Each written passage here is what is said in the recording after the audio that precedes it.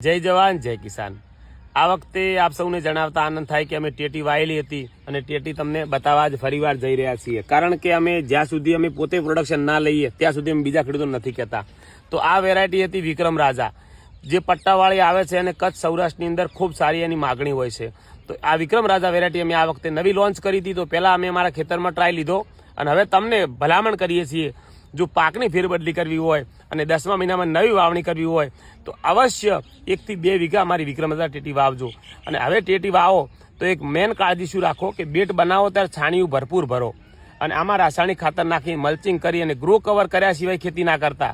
જો તમે grow cover નહીં કરો તો દવામાં તમે ખર્ચામાં તૂટી જવાના છો, માટે ગ્રો કવર કરીને ફરજિયાત ખેતી કરજો। એકવાર બેટ મજબૂત બનાવો, એમાં એક જ બેટની અંદર ટેટી વાયા પછી ફરીવાર ટેટીનું હાર્વેસ્ટિંગ થયા પહેલા તરબૂજના રોપા તૈયાર રાખો અને તરબૂજ વાવો। તરબૂજ સાથે ફરીવાર આંતરપાક લ્યો, ગમે તે કરી એક સિઝન મલ્ચિંગમાં 3 થી 4 વાર પાક લીધા પછી જ મલ્ચિંગ કાઢવાનું, જેથી કરીને મલ્ચિંગના ભાવ તમને પરવડે, ગ્રો કવરના ખર્ચા તમને પરવડે।